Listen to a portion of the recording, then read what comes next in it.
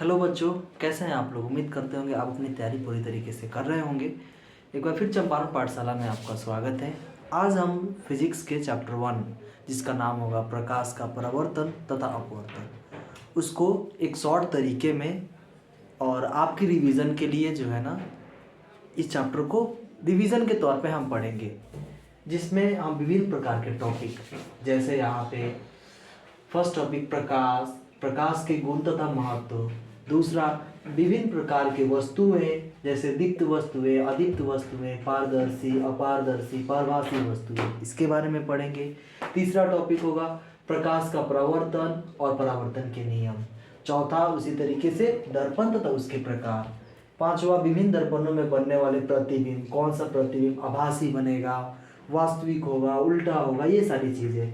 फिर आपका जो 6 नंबर का टॉपिक होगा वो होगा विभिन्न दर्पणों के उपयोग, जैसे अवतल दर्पण का उपयोग हम कहाँ करते हैं, उत्तल दर्पण का उपयोग कहाँ करते हैं, समतल दर्पण क्या होता है, उसमें किस प्रकार की इमेजें बनती है, सारी चीज़ों को जो है ना हम पढ़ेंगे। फिर आएगा दर्पण सूत्र पर आधारित प्रश्न। ये तो बहुत इंपॉर्टेंट है, क्योंकि इस पे जो है ना कोई एक न्यूमेरिकल आपके एग्जाम में आता ही आता है। फिर जो लास्ट टॉपिक होगा वो होगा आवर्धन।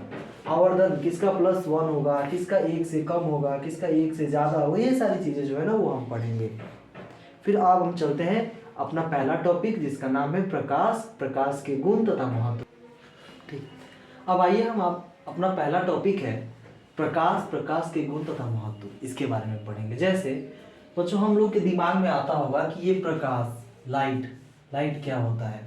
तो लाइट वो होता है, जैसे अभी हम एक एग्जांपल के तौर पे देखें कि जैसे ही अंधकार हो जाता है तो क्या होता है कि हम किसी भी चीज़ को नहीं देख पाते हैं, लेकिन जैसे वहाँ पे किसी हम टॉर्च को, बल्ब को जलाते हैं तो वहाँ से वस्तुएं दिखने लगती है। इसका मतलब क्या है, इसका मतलब ये है कि लाइट के कारण जो है ना हम किसी भी ऑब्जेक्ट को देख पाते हैं। तो हम इसका डेफिनेशन कैसे बताएंगे, इसका डेफिनेशन अगर आएगा तो फिर कैसे लिखेंगे, तो लिखेंगे ये कि प्रकाश एक प्रकार का ऊर्जा है जिसके कारण जो है ना हम किसी भी वस्तु को देख पाते हैं। पहला तो ये प्रकाश, तो प्रकाश एक प्रकार का ऊर्जा है जिसके कारण जो है हम किसी वस्तु को देख पाते हैं। तो इसके बारे में हम ये बोल सकते हैं कि यह ऊर्जा है जो वस्तु को देखने में सहायता करता है, देखने में सहायता करता है। उसके बाद जो है ना ये है कि प्रकाश के गुण, ये तो प्रकाश का डेफिनेशन है कि यह ऊर्जा है, देखने में सहायता करता है। फिर ये है प्रकाश का गुण क्या होगा, तो प्रकाश के गुण में जो है ना पहला होता है कि प्रकाश के गुण के कारण ही हम किसी ऑब्जेक्ट को देख पाते हैं, यानी इसमें परावर्तन होता है, परावर्तन होता है, प्रकाश का परावर्तन होता है, प्रकाश का अपवर्तन होता है। फिर ये प्रकाश सीधी रेखा में गमन करता है, ये भी इसका एक गुण है। ये जो है ना सीधी रेखा में गमन करता है, सीधी रेखा में गमन करता है। एक बहुत ही इंपॉर्टेंट वो है कि प्रकाश का स्पीड कितना होता है। तो बच्चों प्रकाश का स्पीड जो होता है ना वो होता है 3 × 10⁸ मीटर पर सेकेंड। अच्छा, कभी कभी किलोमीटर में भी पूछ देता है कि किलोमीटर में कितना होगा, तो ये जो होता है 3 × 10⁵ किलोमीटर पर सेकेंड। आप सोच के देखिए कि प्रकाश जो है ना 1 सेकेंड में 3 × 10⁵ किलोमीटर, इसका मतलब 3 लाख किलोमीटर, 3 लाख किलोमीटर जो है ना वो ट्रैवल करता है 1 सेकेंड में। फिर ये तो प्रकाश के गुण। एक लास्ट है कि प्रकाश का महत्व क्या है। तो बच्चों हम ये जानते हैं कि पूरी दुनिया में जितनी भी चीज़ें हैं उसका कहीं ना कहीं अल्टीमेटम सोर्स जो है ना, ऊर्जा का जो अल्टीमेटम सोर्स है वो प्रकाश है। प्रकाश नहीं रहेगा तो फिर दुनिया जो है ना वो असंभव है। क्यों? क्योंकि हमारी जो है ना प्लांट के लिए फूड बनाने का काम जो है ना प्रकाश की सहायता से ही हो पाता है। प्रकाश उसको एनर्जी देता है, फिर हम प्लांट पे डिपेंड हैं। तो इस तरीके से प्रकाश का हमारे दैनिक जीवन में बहुत ही महत्व है। उस प्रकार जितने भी जो प्रकाशिकल इंस्ट्रूमेंट है, जैसे माइक्रोस्कोप हो गया, दूरबीन हो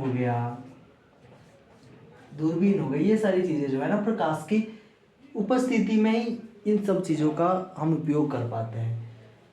और अब हम पढ़ते हैं अपने दूसरा टॉपिक, जिसका नाम है विभिन्न प्रकार के वस्तुएं, जैसे दीप्त वस्तुएं, अदीप्त वस्तुएं।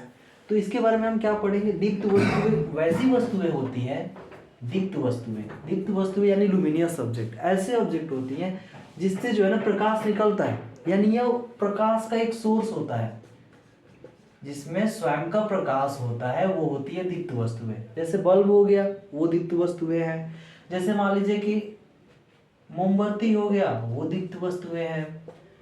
दीपक हो गया, वो भी दीप्त वस्तुएं हैं। और अदीप्त क्या होता है? अदीप्त वो होता है जिनमें स्वयं का प्रकाश नहीं होता है, वो दूसरे किसी के प्रकाश से दिखाई देता है। जैसे ये मार्कर अदीप्त है, ब्लैक बोर्ड अदीप्त है। उसके बाद कोई भी चीज जिसमें स्वयं का प्रकाश नहीं है, वो सब अदीप्त वस्तुएं होती है। फिर आता है पारदर्शी, अपारदर्शी और पारभासी वस्तुएं। देखिए, पारदर्शी वस्तुएं वो होती है जिससे प्रकाश एक एक प्लेन से दूसरी प्लेन में चला जाए, यानी कि जिसको प्रकाश पार कर जाता है, वो होती है पारदर्शी। जैसे एयर में क्या होता है, प्रकाश इस साइड से इस साइड आ जाता है, तो ये पारदर्शी वस्तुएं हैं। अपारदर्शी, जिसमें प्रकाश जो है ना एक जिसको जिसको प्रकाश पार नहीं कर पाता है, इसके नाम में ये अपारदर्शी, यानी जिसको प्रकाश जो है ना पार नहीं कर पाता है। जैसे ब्लैक बोर्ड या फिर कोई दीवार, जिससे प्रकाश तो जाता है लेकिन उसके बाहर तो दिखाई नहीं देता, प्रकाश जिसको पार नहीं कर पाता है, वो अपारदर्शी वस्तुएं होती है। फिर आती है पारभासी वस्तुएं। पारभासी वस्तुएं वे वस्तुएं होती है जिनमें प्रकाश जो है ना पूर्ण रूप से पार नहीं होता है, यानी कि असतत तरीके से, यानी अपूर्ण रूप से प्रकाश जो है ना पार हो पाता है, वो होती है पारभासी वस्तुएं।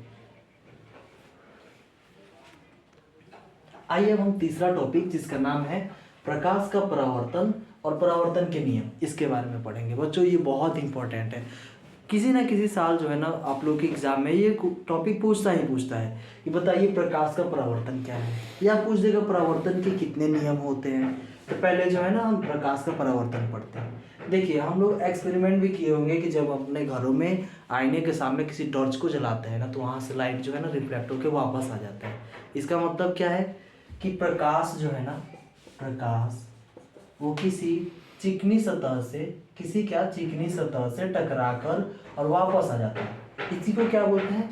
परावर्तन, प्रकाश का परावर्तन। इसको डेफिनेट कैसे करेंगे, डिफाइन कैसे करेंगे? पहले ये करेंगे कि प्रकाश का किसी समतल या चिकने सतह से टकराकर वापस आ जाना प्रकाश का परावर्तन कहलाता है। कैसे? प्रकाश का परावर्तन क्या होता है? तो प्रकाश का किसी सतह से टकराकर वापस आ जाना प्रकाश का परावर्तन कहलाता है। फिर अब हम पढ़ते हैं परावर्तन के नियम। तो परावर्तन के पहले, सबसे पहले आपके ऑब्जेक्टिव में पूछा जाएगा कि परावर्तन के कितने नियम होते हैं। तो परावर्तन के 2 नियम होते हैं। पहला, प्रकाश का किसी सतह से टकराकर वापस आना परावर्तन कहलाता है। परावर्तन के 2 नियम होते हैं। 2 नियम कौन कौन से होते हैं? तो पहले जो है ना, आप लोग इस इमेज को जानते होंगे। जैसे ये क्या है, ये दर्पण है। मान लेते हैं कि ये जो है ना, ये दर्पण है। आप लोग पढ़े होंगे कि ये दर्पण जो होता है ना, ये अवतल दर्पण होता है। क्यों? किसकी? ये केव की तरह होता है, जिसको इंग्लिश में हम बोलते हैं कॉनकेव मिरर। कॉनकेव मिरर, ये केव की तरह होता है। इससे जो है ना, इसके इस सतह से जो लाइट जो टकरा कर वापस आती है। मान लेते हैं कि ये अवतल दर्पण है। अवतल दर्पण का जो होता है, इसको बोलते हैं P। जस्ट ये वाले यहाँ पे जो सेंटर होता है उसे C बोलते हैं, और ये इसको F बोलते हैं। ये हम दर्पण में पढ़ेंगे। फिलहाल ये पढ़ते हैं कि अगर किसी दर्पण से प्रकाश की किरणें जो ये आती है, यहाँ से जो है इसको बोलते हैं इंसिडेंट रे, यानी आपतित किरण। और ये यहाँ से जो है, यहाँ से टकराकर और ये वापस आती है, इसको बोलते हैं रिफ्लेक्टेड रे। रिफ्लेक्टेड रे, इसको बोलते हैं इंसिडेंट रे, यानी आपतित किरण और परावर्तित किरण। अब जो होता है ना, अगर ये आपतित किरण किसी दर्पण के जिस पॉइंट पे टकराती है, इसे अगर हम एक परपेंडिकुलर लाइन ड्रॉ करें, इसे ही हम बोलते हैं नॉर्मल। इसे क्या बोलते हैं? नॉर्मल। यानी हम 3 चीजें पढ़ेंगे। पहला, आपतित किरण क्या है, परावर्तित किरण क्या है, और नॉर्मल क्या है। तो जो प्रकाश की जो किरण किसी दर्पण से टकराती है, या फिर प्रकाश दर्पण की ओर आने वाली किरण को हम आपतित किरण बोलते हैं, और टकराकर किसी पॉइंट से टकराकर वापस बाउंस बैक होने वाली किरण को हम रिफ्लेक्टेड रे यानी कि परावर्तित किरण बोलते हैं। परावर्तित किरण बोलते हैं। और जहाँ पे ये पॉइंट पे जिस टकराती है, उसके परपेंडिकुलर एक अविलंब होता है, इसको नॉर्मल से डिनोट करते हैं। अच्छा, अविलंब, अब ये अविलंब है और ये इंसिडेंट है, इसके बीच का बना हुआ कोण जो है ना एंगल ऑफ इंसिडेंस यानी कि आपतित आपतन कोण, और ये जो है ना एंगल ऑफ रिफ्लेक्शन यानी कि परावर्तन कोण कहलाता है। अब इसके अकॉर्डिंग दो नियम है। पहला नियम ये है कि ये आपतित किरण और ये परावर्तित किरण और ये नॉर्मल, ये तीनों एक ही प्लेन में होते हैं। पहला, आपतित किरण, परावर्तित किरण और नॉर्मल तीनों एक ही प्लेन में होते हैं, तीनों एक ही समतल में होते हैं, समतल में होते हैं।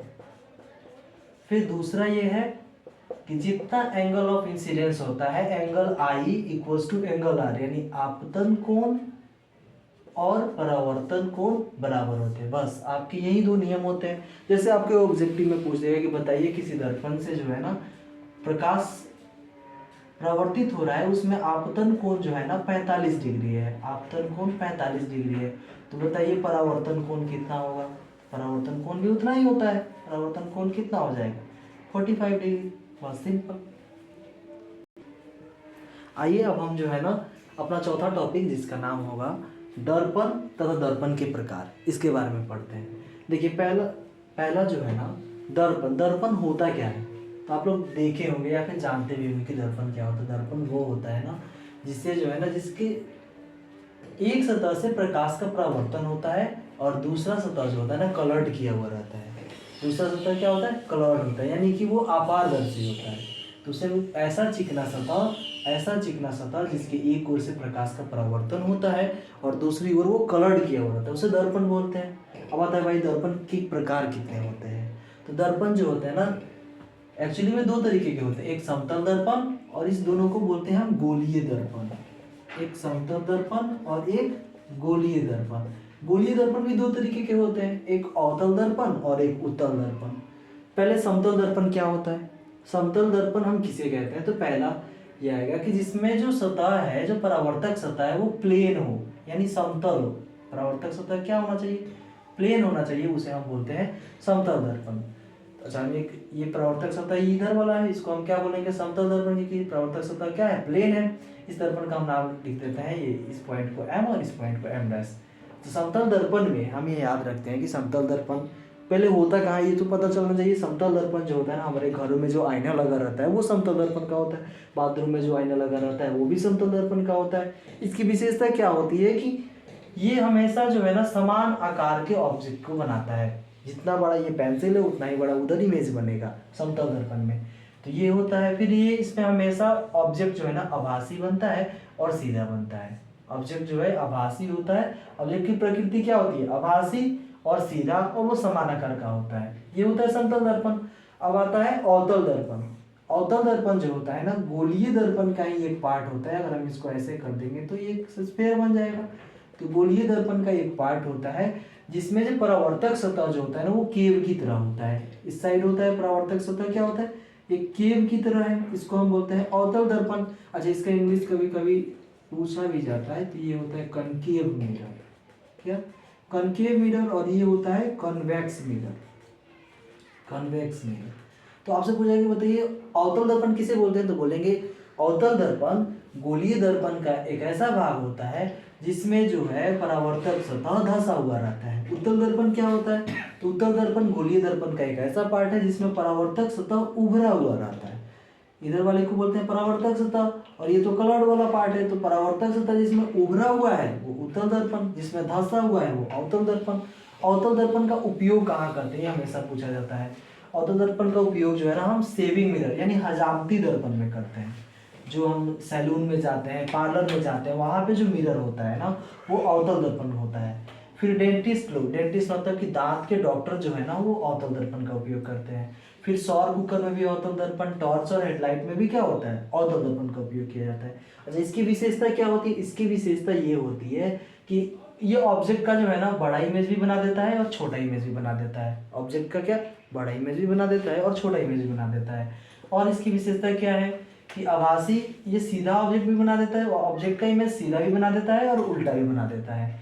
इमेज सीधा भी बना देता है, उल्टा भी बना देता है, आभासी और वास्तविक दोनों, यानी कि अवतल दर्पण जो है ना बहुत काम करता है। पहला तो ये आभासी सीधा इमेज बना देता है, दूसरा वास्तविक उल्टा इमेज भी बना देता है।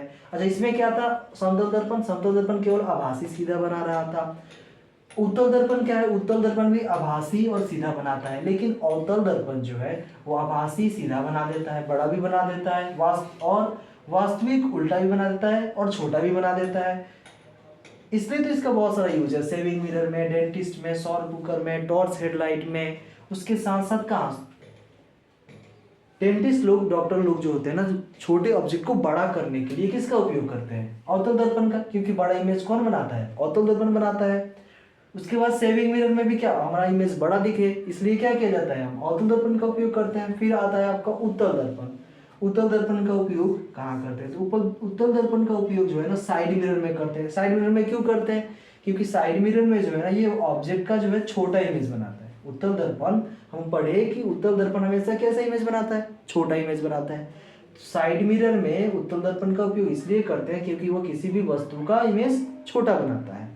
अच्छा, आभासी सीधा तो बनाता है, ये सीधा बनाता है, प्रकृति इसकी आभासी होती है और इमेज छोटा होता है। सेफ्टी मिरर में, सेफ्टी मिरर का मतलब बहुत बड़ा, अगर जगह को जो है ना हम छोटे से जगह में देखना होता है, सुरक्षा के मिरर में, सुरक्षा दर्पण में इसका उपयोग हम करते हैं। किसका, उत्तल दर्पण का उपयोग। तो दिमाग में आ गया कि समतल दर्पण हमेशा सेम आकार का फोटो इमेज बनाता है, और अवतल दर्पण हमेशा या तो बड़ा बना देगा नहीं तो छोटा बना देगा, और उत्तल दर्पण जो है ना हमेशा छोटा इमेज बनाता है। बस ये था हमारा चौथा टॉपिक। हाँ तो बच्चों, अब हम जो है ना पांचवा टॉपिक, जिसका नाम है विभिन्न दर्पणों में बनने वाले प्रतिबिंब। प्रतिबिंब की प्रकृति कहाँ होगी, सी और एफ के बीच रखेंगे तो ऑब्जेक्ट कैसा बनेगा, कहाँ बनेगा, ये सारी चीज़ें पढ़ेंगे हम। अब इसमें जो है ना, जैसे कि मान लीजिए जो है, पहले तो हमको ये जानना पड़ेगा कि ये कौन सा दर्पण है, अवतल दर्पण है, ये कौन सा दर्पण है, उत्तल दर्पण है, ये कौन सा दर्पण है, प्लेन। अब जो है अगर हम पढ़ते हैं इसको, ये ए बी जो है एक प्रकार का अवतल दर्पण है। इस अवतल दर्पण में पहले जानना पड़ेगा कि सी क्या होता है, एफ क्या होता है, पी क्या होता है। फिर इसमें भी सेम वही होगा, सी एफ पी। अब जो है कभी तो ये क्वेश्चन पूछेगा कि बताइए ये समतल दर्पण की त्रिज्या कितनी होती है। तो पहले तो ये बताइए कि ये तो स्फेरिकल मिरर है ही नहीं, तो स्फेरिकल यानी गोलीय दर्पण है ही नहीं, तो इसकी त्रिज्या जो होती है ना इनफिनिट होती है। ठीक है। दूसरा ये है कि इसमें ये वाला जो अवतल दर्पण है, इसमें जो ये केंद्र होगा, एक दर्पण है अगर एक ये गोला बनेगा तो इसमें एक केंद्र होगा, तो इसको हम बोलते हैं सी यानी वक्रता केंद्र, वक्रता केंद्र। ठीक। और ये पोल जहाँ से जो है ना, इस पॉइंट का जो है ना, ये गोलीय दर्पण का ये अर्ध पॉइंट जो होता है वो क्या कहलाता है, पी यानी पोल। पी और ये सी और पी के बीच जो होता है ना हाफ, वो होता है फोकस। वो क्या होता है, फोकस। अब पूछा जाएगा कि बताइए फोकस दूरी क्या है, तो पोल और फोकस के बीच की दूरी को फोकस दूरी कहते हैं। सेंटर और पोल के बीच की दूरी को रेडियस बोलते हैं। अच्छा, ये सेंटर है और ये फोकस है, तो यहाँ से यहाँ तक जो होता है ना, इस दूरी का ये इक्वल होता है, यानी यहाँ से यहाँ तक का दूरी जो एफ होता है वो एफ इक्वल्स टू हो जाएगा ये पूरी दूरी का हाफ, यानी r/2। ठीक है। तो ये f इक्वल्स टू क्या आता है, r/2। इस पे आपको ऑब्जेक्टिव भी पूछा जाता है कि बताइए किसी अवतल दर्पण या किसी उत्तल दर्पण में अगर त्रिज्या, वक्रता त्रिज्या अगर 20 है तो फोकस दूरी कितनी हो जाएगी, 20/2 यानी 10। ठीक है। अब ये तो था टर्मिनोलॉजी कि सेंटर क्या है, फोकस क्या है, पोल क्या है, रेडियस ऑफ कर्वेचर, यानी कि आपको ये वक्रता केंद्र क्या है, वक्रता त्रिज्या क्या है, फोकस दूरी क्या है, ये सारी चीजें। अब जो है ना सेम इसी तरीके से उत्तल दर्पण में वैसा ही है। अब हम बढ़ते हैं कि समतल दर्पण, या समतल दर्पण में कोई भी प्रतिबिंब जो है ना कैसा बनता है। तो इसके पहले हम टॉपिक नंबर, ये तो 5वां, चौथे में पढ़े थे हम कि समतल दर्पण में जो भी इमेज बनता है, समतल दर्पण में किसी अगर ऑब्जेक्ट का इमेज है ना, तो ये जितना हाइट का है उतना ही हाइट का यहाँ पे इमेज बनेगा। जितना हाइट, अगर ये मान लीजिए कि ये 20 सेंटीमीटर हाइट है तो ये भी इतना हाइट 20 सेंटीमीटर होगा। फिर जितना ये दर्पण के जितना अगर हम नज़दीक या जितना दूर रखते हैं किसी ऑब्जेक्ट को, उतना ही वो दर्पण के नज़दीक या दूर जो है ना वो इमेज बनता है। फिर ये होता है समतल दर्पण में जितना ऑब्जेक्ट की दूरी होती है उतनी ही इमेज की दूरी होती है, जितना ऑब्जेक्ट का हाइट होता है उतना ही इमेज की हाइट होती है। समतल दर्पण में बना प्रतिबिंब हमेशा सीधा बनता है, हमेशा क्या बनता है, सीधा बनता है और समान साइज का बनता है। ये तो हो गया समतल दर्पण के बारे में। इस अवतल दर्पण को हम पढ़े थे कि ये जो होता है ना, ये वस्तु का बड़ा भी इमेज बना देता है, छोटा भी इमेज बना देता है। तो सबसे पहले जो है ना, हम इसकी जो है ना कुछ टर्मिनोलॉजी, जैसे मान लीजिए किसी ऑब्जेक्ट को जो है ना हम बहुत दूर रख रहे हैं, सी से बाहर रख रहे हैं, सी से बाहर यानी इनफाइनाइट पे रखते हैं ना, तो ये ऑब्जेक्ट का कैसा इमेज बनाता है, ये ऑब्जेक्ट का कैसा इमेज बनाता है। तो ये सबसे पहले तो हमको ये पता होना चाहिए, अगर हम किसी ऑब्जेक्ट को सी से बाहर रखते हैं, इनफाइनाइट रखते हैं, तो वो ऑब्जेक्ट का इमेज फोकस पे बनाता है। वो ऑब्जेक्ट का इमेज कहाँ बनाता है, फोकस पे बनाता है। और फिर ये है कि वो इमेज कैसा होगा। फिर अगर हम सी पे रखते हैं, अगर हम कहाँ रखते हैं, सी बहुत छोटा बनाता है, तो यहाँ से हमको तो पहले ये जानना होगा कि ये फोकस पे रखेंगे तो कहाँ बनेगा, फोकस पे रखेंगे तो वो अनंत पे बनेगा, फोकस पे रखेंगे तो कहाँ बनेगा, अनंत पे बनेगा। सी पे रखेंगे तो कहाँ बनेगा, तो वो सी पे ही बनेगा, उल्टा बनेगा। फोकस पे रखेंगे तो अनंत पे बनेगा और बहुत छोटा होगा। लेकिन जैसे ही हम इसके और इसके बाद जाएंगे, एफ और पी के बीच जाएंगे, तो ये इमेज जो है ना, इसके और इसके बीच रखेंगे किसी ऑब्जेक्ट को, तो इसका इमेज जो है ना बड़ा बनने लगेगा। फोकस से जैसे ही हम फोकस और पी के बीच इमेज को रखते हैं, तो इसका इमेज बड़ा बनने लगता है और क्या हो जाता है, वो सीधा बनने लगता है, सीधा और बड़ा। ठीक है। उसी तरीके से यहाँ पे क्या होता है, यहाँ से यहाँ तक अगर हम किसी ऑब्जेक्ट को रखते हैं, तो वो ऑब्जेक्ट उल्टा होता है, वास्तविक होता है। और जो है ये सी पे रखते हैं तो छोटा, सी पे रखते हैं तो इक्वल्स टू बनता है। अब जो है अनंत पे रखेंगे तो कहाँ इमेज बनेगा, फोकस पे। कभी कभी जो है ना किसी ऑब्जेक्ट को अगर हम अनंत पे रखते हैं तो उसका इमेज कहाँ बनता है, फोकस पे। सी और एफ के बीच रखते हैं, सी और एफ के बीच रखते हैं, सी और अनंत के बीच रखते हैं, अनंत एंड सी के बीच रखते हैं, तो इसका इमेज जो है ना सी और फोकस पे बनता है, सी और फोकस पे बनता है। अगर हम सी पे रखते हैं तो इसका इमेज सी पे ही बनता है और बराबर बनता है। ये सब उल्टा बनते हैं, ये सब क्या होते हैं, उल्टा बनते हैं। अगर हम क्या करें, सी और एफ के बीच रखें, सी एवं एफ के बीच रखें, तो ये जो है ना सी और अनंत के बीच बनता है, सी और अनंत के बीच बनता है और बड़ा बनता है। फिर एफ और पी के बीच रखते हैं, एफ और पी के बीच रखते हैं, तो इमेज जो है ना बड़ा बन जाता है। यहाँ पे था एफ एवं पी के बीच रखते हैं तो इमेज जो है ना बड़ा बन जाता है और काल्पनिक बन जाता है, इस साइड बनने लगता है। ये तो था इसकी अवतल दर्पण की बात है। फिर हम पढ़ते हैं कहाँ, उत्तल दर्पण में। उत्तल दर्पण में सेम उसी तरीके से अनंत, ये तो पहले हम पढ़े, उत्तल दर्पण में हमेशा इमेज छोटा बनता है, बड़े का तो इसमें कोई नाम ही नहीं है। इसमें हमेशा छोटा बनता है, इसमें हमेशा समान साइज का बनता है, इसमें छोटा और बड़ा दोनों बनता है। अब जो है ये छोटा है कहाँ, उत्तल दर्पण में इमेज छोटा बनता है हमेशा। अगर हम इनफाइनाइट पे रखेंगे तो उसका इमेज फोकस पे बनेगा। अगर हम इनफाइनाइट हम सी के बीच रखेंगे तो उसका इमेज जो है ना फोकस और सी के बीच बनेगा। अगर हम सी पे रखेंगे तो सी पे बनेगा। ऐसा ही चीजें जो है ना सेम इस नियम को यहाँ पे फॉलो करा देते हैं। तो ये था आपका कैसा इमेज बनेगा, कहाँ बनेगा, आपको जरूर समझ में आया होगा। एक बार नहीं आया होगा समझ में तो फिर से वीडियो रिपीट अप कर सकते हैं। हाँ तो बच्चों अब जो है ना हमारा जो 6th टॉपिक है जिसका नाम है दर्पण सूत्र, और 7वां टॉपिक है उसका नाम है आवर्तन। दोनों को एक साथ हम पढ़ेंगे। पहला जो है ना दर्पण सूत्र पढ़ने के लिए हमें दर्पण सूत्र याद होना चाहिए, इसी को बोलते हैं दर्पण सूत्र। ये आपके ऑब्जेक्टिव में भी पूछा जाता है कि दर्पण सूत्र क्या होता है, तो इसे हमको याद रखना पड़ता है। 1/f = 1/b + 1/u। अच्छा इसको उल्टा सीधा भी कर देता है, क्या करेगा कि पूछेगा बताइए 1/b = क्या होगा, 1/b = क्या होगा, ये प्लस में है तो इधर जाके माइनस में हो जाएगा, तो ये हो जाएगा 1/f - 1/u। ठीक है। अब ये दर्पण सूत्र है, कहीं से भी हो सकता है, इधर भी हो सकता है, इधर भी, दोनों दर्पण ही सूत्र है। अब दर्पण सूत्र में f का मतलब क्या होता है, फोकस दूरी, u का मतलब वस्तु दूरी और v का मतलब प्रतिबिंब दूरी। जब आपको ये पता है कि v मतलब प्रतिबिंब दूरी, u मतलब वस्तु दूरी और f मतलब फोकस दूरी, अब जो है ना अधिकांशतः जो है ना हमको ये साइन में प्रॉब्लम होता है कि f को प्लस ले या माइनस लें, b को प्लस ले या माइनस लें। तो हम ये ध्यान में रखते हैं कि फोकस दूरी, f मतलब फोकस दूरी, जब अवतल दर्पण की बात होगा तो वहाँ पे फोकस दूरी निगेटिव लेंगे। f जैसे दे दिया जाएगा फोकस दूरी 20 सेंटीमीटर है, फोकस दूरी 20 सेंटीमीटर है, तो हम +20 लेंगे या -20 लेंगे, तो हम देखेंगे कि कैसा दर्पण है। अगर अवतल दर्पण होगा तो वहाँ पे f = -20 लेंगे, अगर उत्तल दर्पण होगा तो वहाँ पे f = 20 लेंगे। ठीक है, ये था आपका फोकस। u जो होता है, u हमेशा नेगेटिव लेते हैं। u क्या करते हैं, u हमेशा नेगेटिव लेते हैं। और v मतलब क्या होता है, प्रतिबिंब दूरी, और प्रतिबिंब दूरी के लिए भी पॉजिटिव या नेगेटिव ले सकते हैं। कब, अगर भी वास्तविक प्रतिबिंब कहीं बन रहा है, इमेज में वास्तविक प्रतिबिंब बन रहा है, तो वहाँ पे भी का जो है ना नेगेटिव साइन लेते हैं। अगर काल्पनिक प्रतिबिंब बन रहा है तो वहाँ पे जो है ना हम पॉजिटिव साइन लेते हैं। अब जैसे मान लीजिए बोल दिया जाता है कि अगर किसी ऑब्जेक्ट में प्रतिबिंब जो है ना उल्टा बन रहा है, प्रतिबिंब क्या बन रहा है, उल्टा बन रहा है, यानी वास्तविक बन रहा है, तो उसका फोकस दूरी क्या होगा, फोकस दूरी क्या होगा।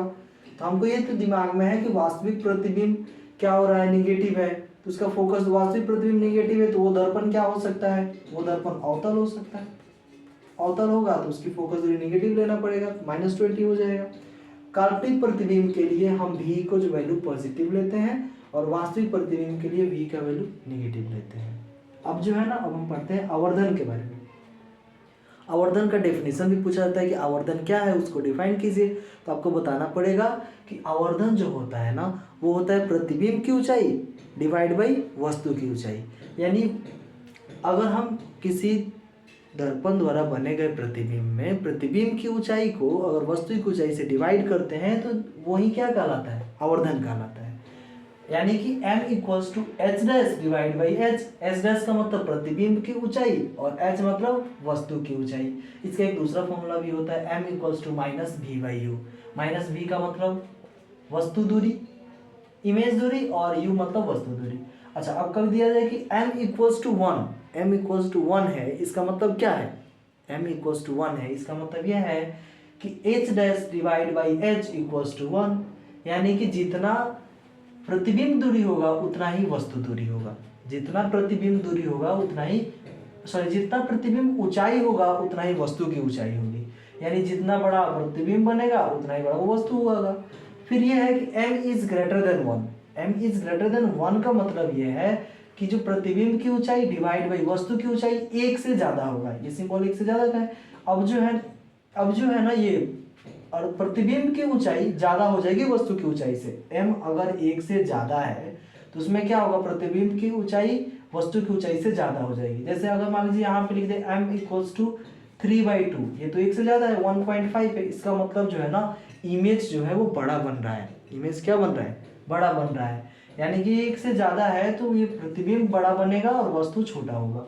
अगर है m = 1, m जो है ना वो <1 है, इसका मतलब प्रतिबिंब की ऊंचाई डिवाइड बाई वस्तु की ऊंचाई वो 1 से कम होगा।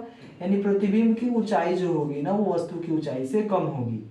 अब आता है m का पॉजिटिव। m जो है ना, अगर m का वैल्यू पॉजिटिव कब देखेंगे और निगेटिव कब देखेंगे, तो m जो है ना निगेटिव कब होता है, जब प्रतिबिंब उल्टा बनता है, और m पॉजिटिव कब होता है, जब प्रतिबिंब सीधा बनता है। ये जो था हमारा 1 से लेके 7 तक टॉपिक था, जिसको हमने पॉइंट वाइज समझा। इसमें आई थिंक आप लोगों को बहुत अच्छे से समझ में आ गया होगा। और इसके आगे जो है ना नेक्स्ट में जो है अपवर्तन है उसको हम आगे क्लास में पढ़ेंगे। तब तक के लिए धन्यवाद, थैंक यू, जय हिंद।